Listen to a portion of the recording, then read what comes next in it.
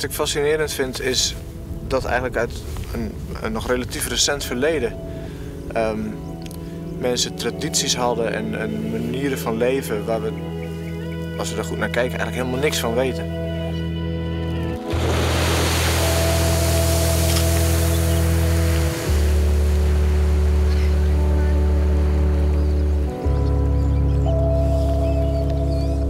Het gekke met die zodenhuizen is dat ze voornamelijk uit het Terpengebied kennen. En ja, er zitten wat kenmerken aan die nogal prehistorisch lijken. En daardoor wekken die zodenhuizen de indruk dat het een soort architectonisch dwaalspoor is geweest dat verder niet veel betekenis heeft. En pas als je er beter naar gaat kijken en zo'n reconstructiemodel maakt, dan kom je erachter dat ze eigenlijk heel goed aansluiten bij de houten huizen in de rest van Nederland. Maar dan met het voordeel dat het in het Terpengebied veel beter geconserveerd is. Dus als we dan kijken naar de mogelijkheden voor toekomstig archeologisch onderzoek, dan zijn juist die zodenhuizen een plek waar we graag naar willen kijken. Maar we weten helemaal niet hoe die dingen gebouwd zijn. En ja, een goede manier om erachter te komen is door zo'n huis te reconstrueren.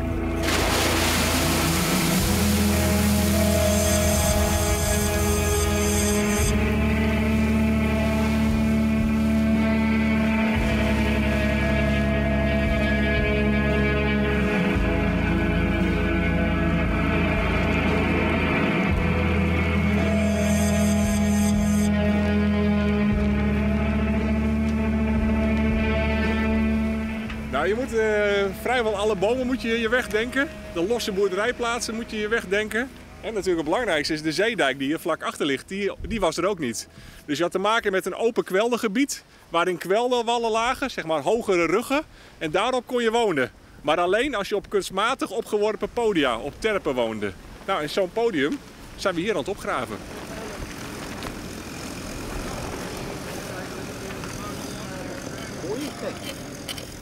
Dus ik weet op dat hier. Hier zo, daar ligt waar. Terpen vormen de schatkamers van het Friese verleden. Ze tonen allerlei informatie over de geschiedenis van Friesland uit een periode dat we nog geen geschreven bronnen hebben. Dus we moeten heel voorzichtig met dit soort locaties omgaan. En om ze goed te kunnen beschermen, moet je wel weten wat terpen zijn en hoe goed ze nog zijn. Welke terpen zijn meer waardevol dan andere. Dus om ze voor de toekomst goed te kunnen beschermen, nou, moeten we dit soort onderzoek doen.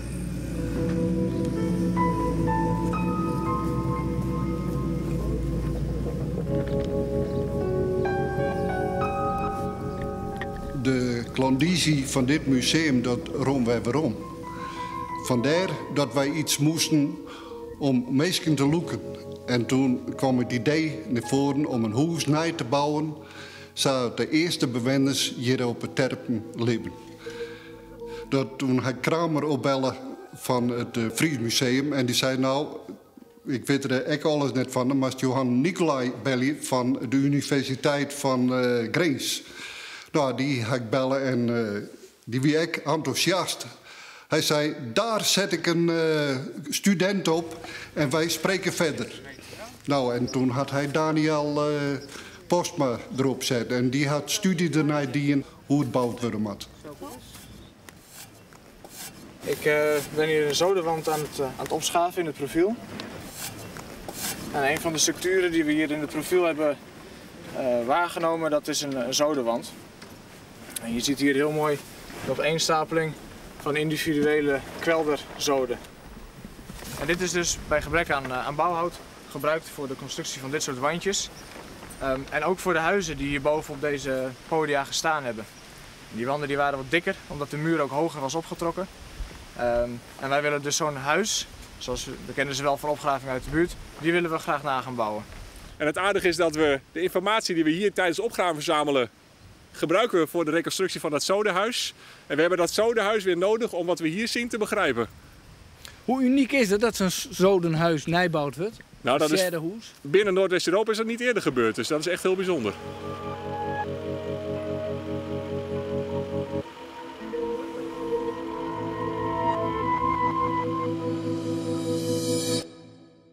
Hallo beste zodenliefhebbers, hier Daniel Postma vanuit IJsland in het kader van het Zodenhuisproject.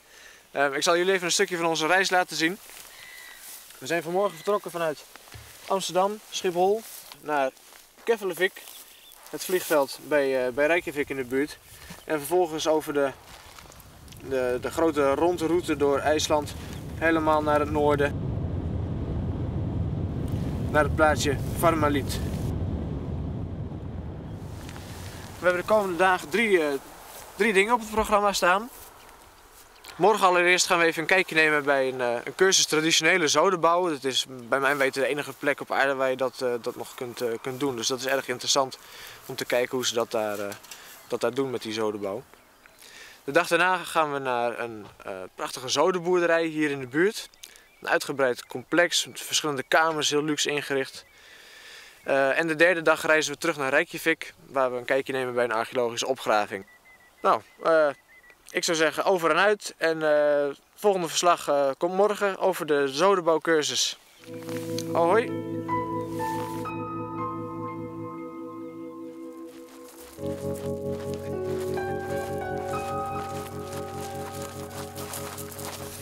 Helgi.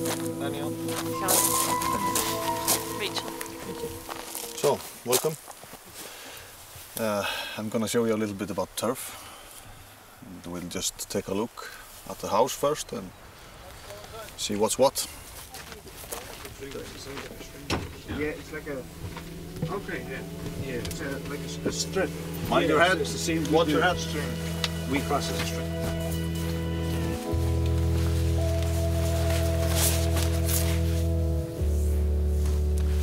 Dit is dan een zodenhuis van binnen.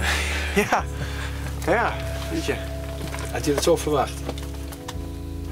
Ja, je hebt eigenlijk geen idee wat je moet verwachten. Hè? Het is voor het eerst dat je zo'n huis binnen gaat. En wat me opvalt is het is veel groter en degelijker dan bijvoorbeeld de plaghut in het Veenpark. Dat is toch echt zo'n gammel ding. En dit dikke palen erin.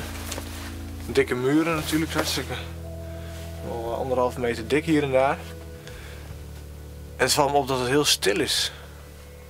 Het zwaait best wel hard buiten. Maar hier hoor je eigenlijk niks.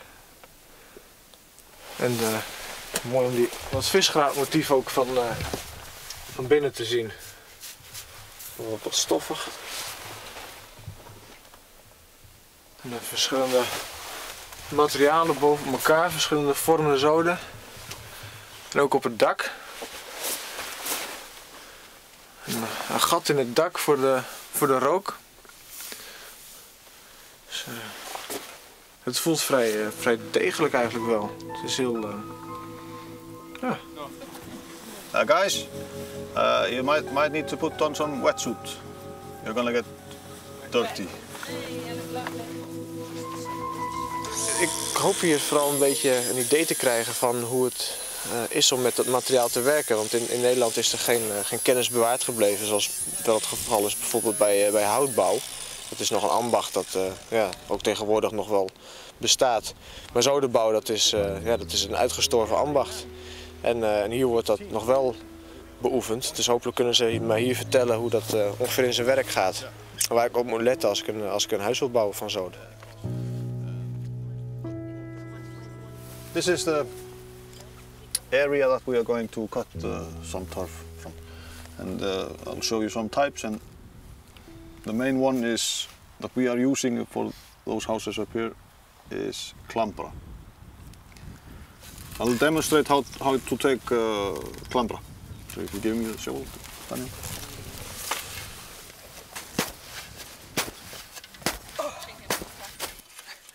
So you have to do it that quickly? Of course. Why did you ask that? Dit is het Klambra, dat levert een visgraatmotief op. En dat kennen we wel uit waterputten, het visgraatmotief. Maar ik ben dat nog niet in huizen tegengekomen, vreemd genoeg. Wel in IJsland en Schotland, maar in Nederland niet. You see, I want you to hold it close to you, because then it's not going to move at all. Oké. This is really difficult. Kick again. We have to kick it a little bit in like this. Your knee. Yeah.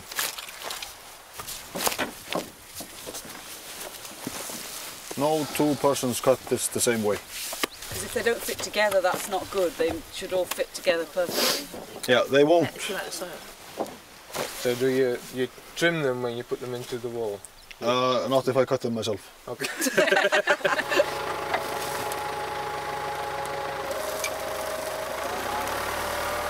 We zijn hier buitendijks, bij Friesland buitendijks, in het Noorderleeg, in de buurt van Halm.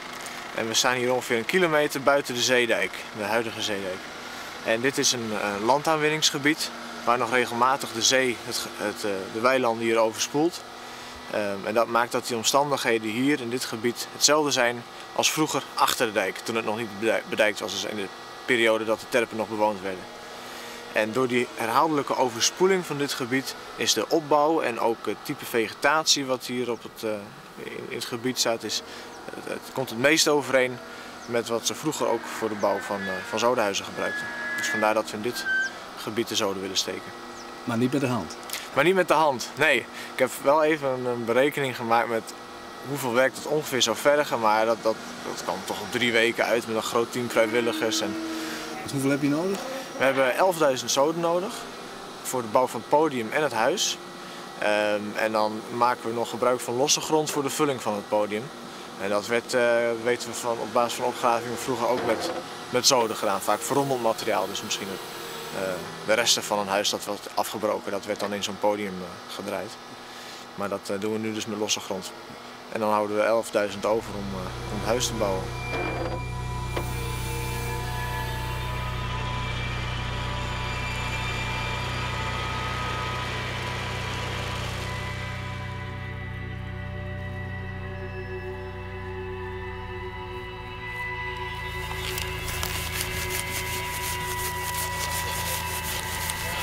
Going good. We just pull it out like this. Where did you get all your knowledge about turf construction? Is that something that was passed on to you from earlier generations, or? Yeah, we have there's an old turf house back where I live, and at first there was an old guy who came to renovate that house, and he needed some help. And I started helping him a little bit. And he was redoing that old turf house for the National Museum. So. Oh, okay.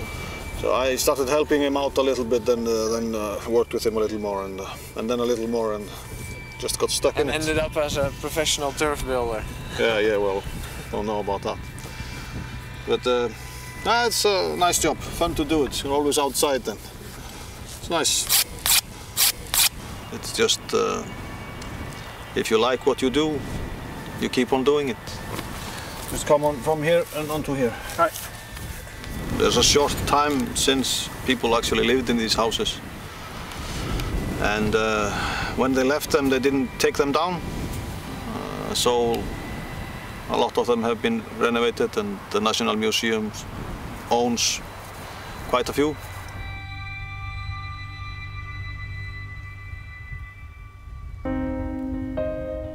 We zijn deze week begonnen met de bouw van het podium, het huispodium. Dus de verhoging waar het gebouw op komt te staan. En het aardige is dat we ook vorig jaar bij de opgraving hier precies zo'n podium hebben opgegraven. Die hadden we precies in de stijlkant te pakken. De eerste keer dat zo'n gebouw in meer dan 1000 jaar weer opgebouwd wordt. En dat is om heel veel redenen heel bijzonder.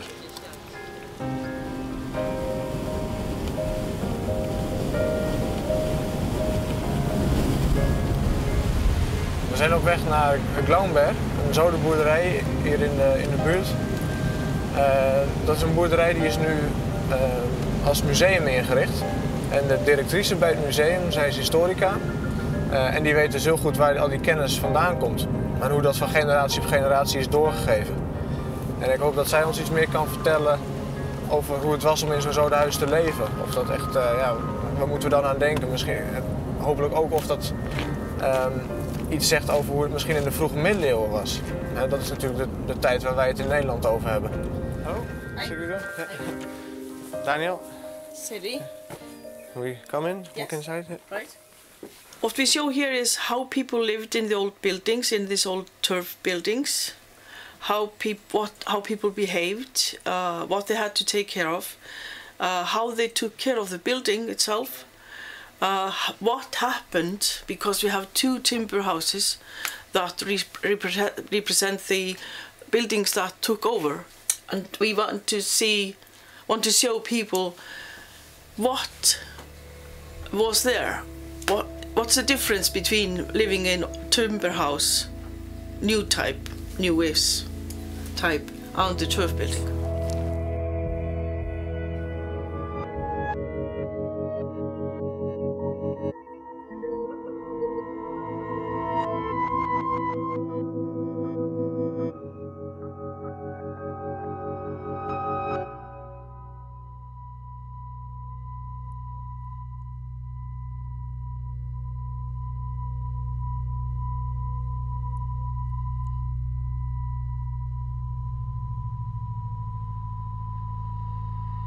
It's a farm, and it's all connected to farming. The youngest is from 1880. It's changed a lot from 1100. As we know, this building goes back to about 1100 on the same spot, on the same place. So this is the main building. You go inside here. This is the main door where you go into the building, and in the front we have two guest rooms from different time, and then you have the long corridor, and it's very long, yeah. Yes, and maybe it's even bigger than people expect in buildings like that. The dairy, the kitchen, then we have two storages here. This is the main storage for the sour food and where we prepare the meals. This is a living room for the people who were working here. They put the beds inside. Oh, okay. And this is the back door, where people who lived here actually used every day. Yeah. They never came in there, except if they were inviting somebody, the visitor or somebody. So they used the back door. This is a beautiful room. Very nicely. It's newly repaired, so it looks nice. But you haven't even seen it all, because you have yet to see the main building is here. You should go in here.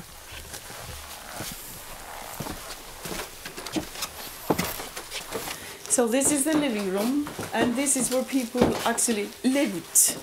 And you know, there are three rooms, and we have in the middle we have the workers and the children. But in this end, there is the pastor and his wife. This was a pastor's house.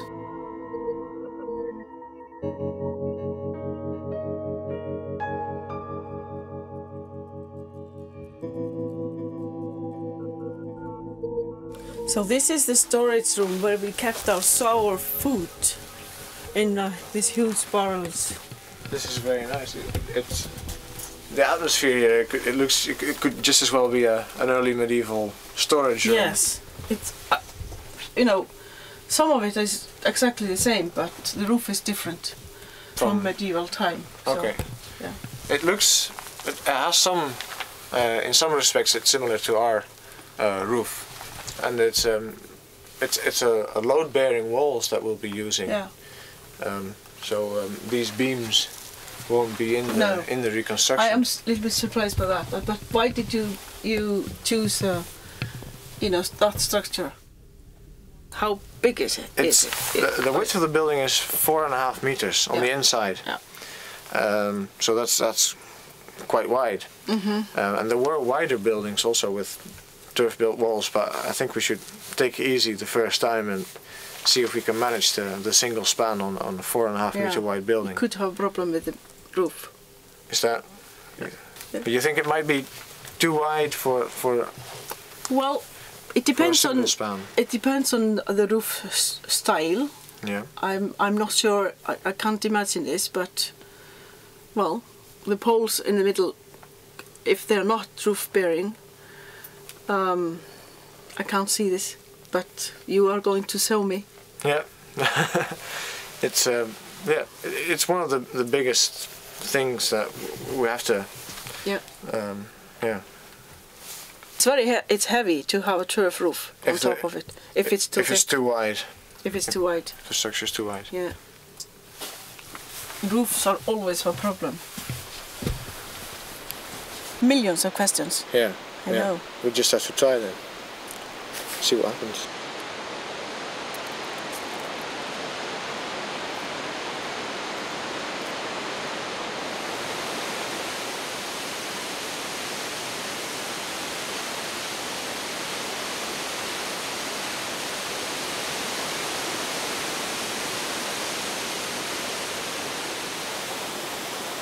Roofs are always a problem. Ben je geschrokken van wat ze zei over het dak, Daniel? Ja, je weet niet hoe het gaat. En hopelijk wordt het een groot succes. En voor de wetenschap is het ook goed als die instort. Er is één publicatie van een zodenhuisreconstructie uit Schotland. Eigenlijk de enige zodenhuisreconstructie die volgens mij gepubliceerd is. En die is na een jaar in elkaar gestort. En dat was geen dakdragende zodenwand. En nu is er wel wat aan te merken op de kwaliteit van de zoden die zij gestoken hebben. Dus ik denk dat wij dat beter hebben uitgezocht en dus ook beter kunnen uitvoeren. Ja, je bent er nooit zeker van.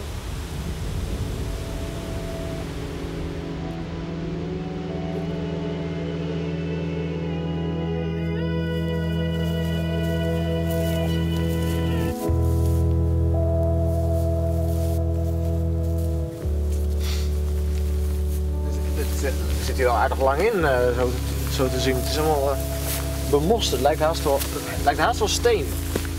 Het is ontzettend stevig. Heel oud dus? Ja, daar lijkt het wel op. En ja, je zou het niet zeggen, maar dit is eigenlijk het dak van een kerk. Ze bouwden niet alleen de boerderijen en de huizen van zoden, maar ook kerken. En ja, dit is de voorkant. En hier zie je ook weer dezelfde technieken als we bij de cursus hebben geleerd. Hier dat visgraatmotief met de klambra en nog weer een ander type voor de hoek. En dunne strips ertussenin om langsverband aan de muur te geven. Eigenlijk best een ingewikkelde bouwmethode nog, zo alles bij elkaar. Daar hebben ze goed over nagedacht. Even kijken of we binnen een kijkje kunnen nemen.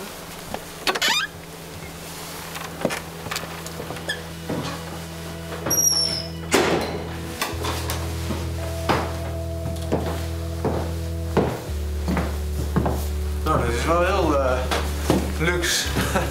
Prachtig hout met hout betimmerd helemaal aan de binnenkant. Het is wonderbaarlijk eigenlijk dat ze een kerkgebouw waar toch altijd veel energie in gestoken wordt om dat te maken, dat ze daar even goed zoden voor gebruiken. Het is prachtig, ja. Wat een werk.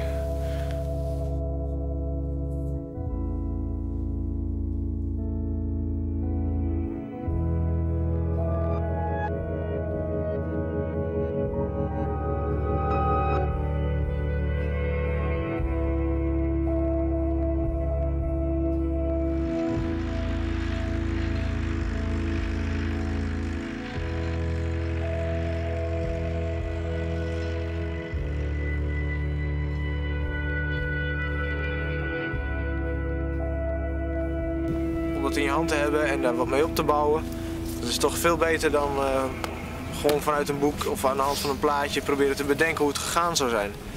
En op het moment dat je hier wat werk doet met die zoden, dan krijg je toch een beetje een gevoel voor hoe het zou moeten. Just be careful not to loosen the ones that are in the wall already. Wat wel heel opvallend was, we gaan eigenlijk vanuit, omdat het die grasmat is die voor de stevigheid zorgt, dat die muren weer groen moeten zijn aan de buitenkant. En, dan blijft die goed. Maar dat is hier dus helemaal niet het geval. Ze laten de zoden een beetje drogen, ze maken er een muur van, dan trimmen ze hem aan de buitenkant en dan gaat er gras dood. En dan blijft hij dus gewoon kaal aan de buitenkant. En dat kun je eigenlijk niet thuis van achter je bureau bedenken. Daar moet je echt even met het materiaal gewerkt hebben. Now guys, I need you all to come here. Gather around here. And do this outside in the lovely weather. Ryan Dixon. Here you go. Thank you. Thank you. Daniel Postma. Yes. Here we go. Thank you very much. Fiona Jackson. Yes, me, yes. You're there. Thank you. Yes, sir. Thank you. Thank you. Rachel. Thank you.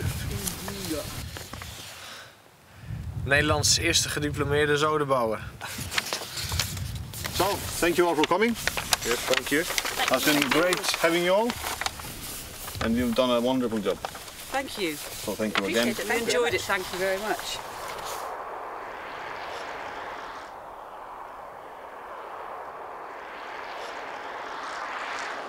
Ik ga naar Reykjavik. Daar hebben we een afspraak met een archeologe. En zij werkt op een opgraving midden in de stad. En dat is wel interessant omdat we daar de IJslandse zodenhuizen uit een eerdere periode kunnen zien. Althans de resten daarvan. En dat zit wat dichter bij de periode van de zodenhuizen uit Nederland. Hallo, Daniel Postma. Nice to meet you. The same. So, welcome to Alþingis, the site of Alþingi. Very nice. It's downtown Reykjavik, yeah. in the center. Yeah. So is the preservation good here, or? It's okay. Not so very good for all the turf structure, but for the finds has been very good. We see at least 3, 4, 5 houses. Part of them have been damaged of later buildings, but it's a very important site. According to Landnáma, the settlement book, Ingólfur Arnarson, the first settler, he lived in Reykjavik in a farm called Vík. And this is the area, so it's important for our history.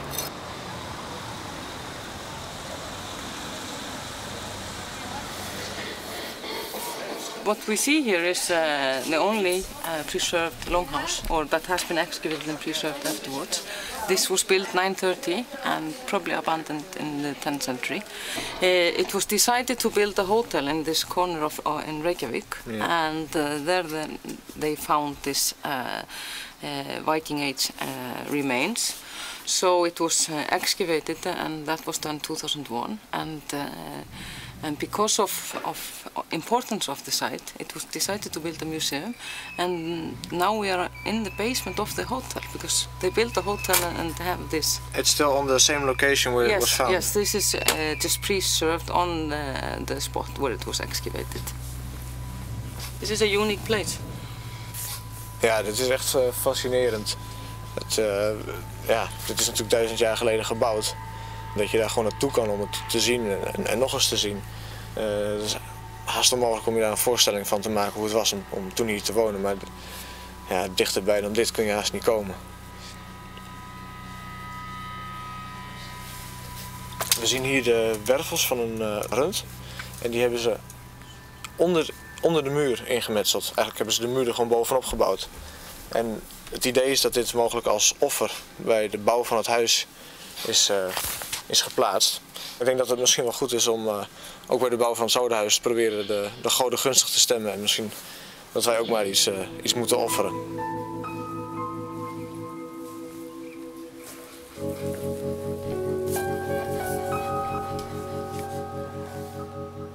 Can we even go in the house?